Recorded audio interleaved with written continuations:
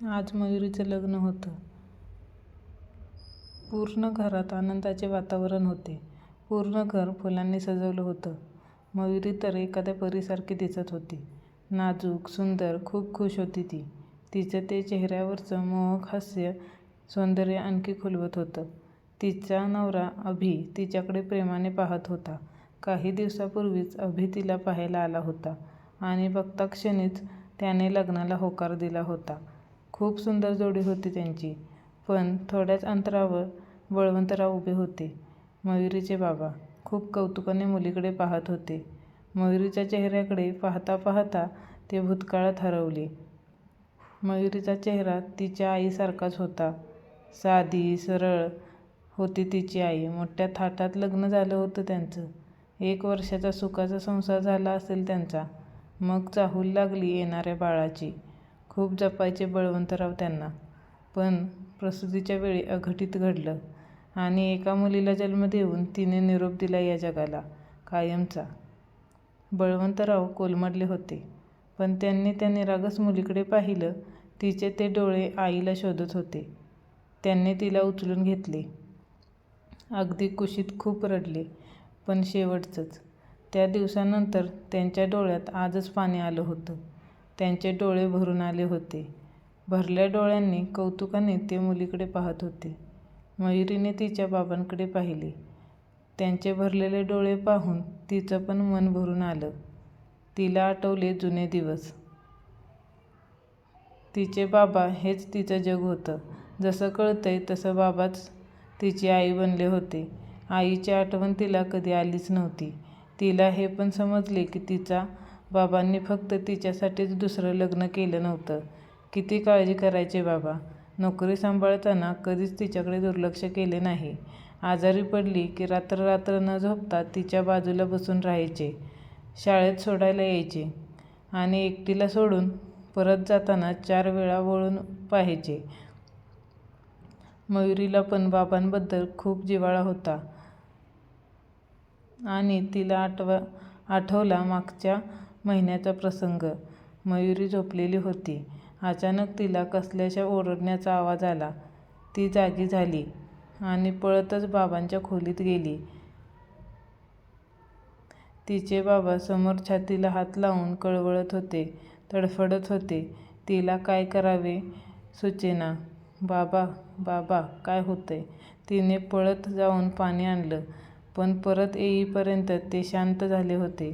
हातातील पाण्याचा पेला अलगद गळून पडला आणि ती तिच्या बाबांना हाक मारू लागली, रडू लागली आणि अचानक बळवंतरावांचे श्वास पुन्हा सुरू झाले आणि उठूनच बसले. मयुरी त्यांना बिलगून रडू लागली. हृदयविकाराचा एक झटका त्यांना येऊन गेला होता. कसेबसे वाचले होते ते. मयुरीला तर तो दिवस आठवला की अंगावर शहारा यायचा आणि डोळे भरून यायचे.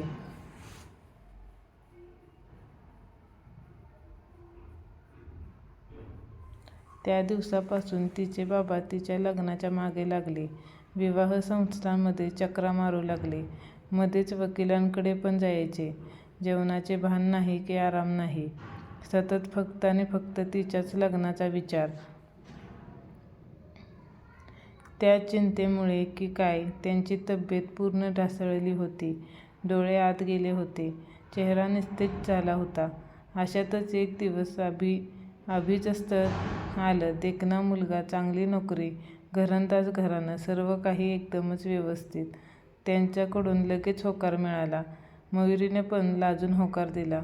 तिच्या बाबांनी लगेच एका आठवड्यात तारीख काढली. सर्व काही एकदमच गडबडीत. मयुरी काही बोलली तर बोलायची, मला लवकर माझी जबाबदारी पूर्ण करायची आहे.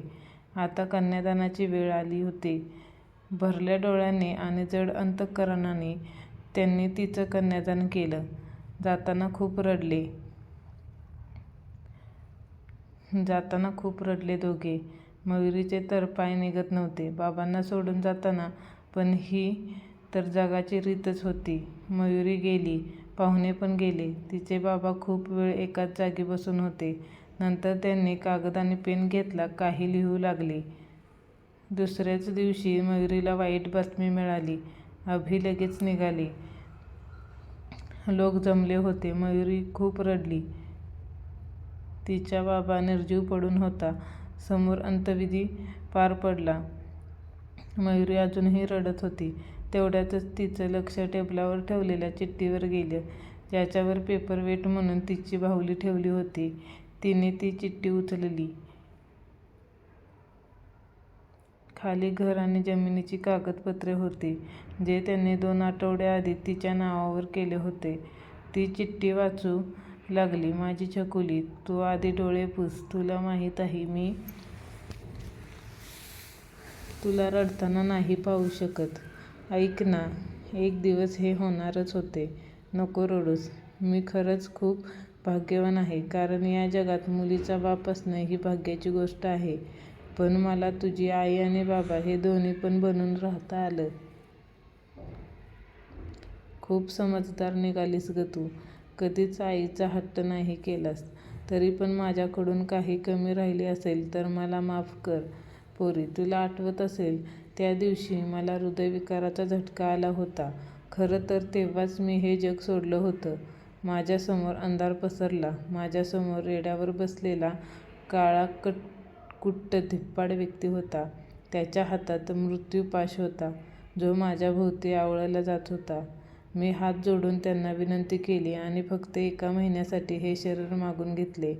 माझ्या विनंतीने नाही पाहून, तुझी अर्थसाध ऐकून त्यांनी मला तेवढा वेळ दिला. मागचा महिनाभर जो तुझ्यासोबत होता तो फक्त माझा आत्मा होता, ज्याचं शरीर उधारीवर शिल्लक होतं. पण माझं काम झालं आता. वकिलाकडून सर्व मालमत्ता तुझ्या नावावर केलीच आहे. पण मला जे हवं होतं ते मिळालं. मी कन्यादानाचं पुण्य मिळवलंय. यातच सर्व काही आहे. आणि आता डोळे पुस. आनंदाने आयुष्य जग. सर्वांना सुखी आणि आनंदात ठेव.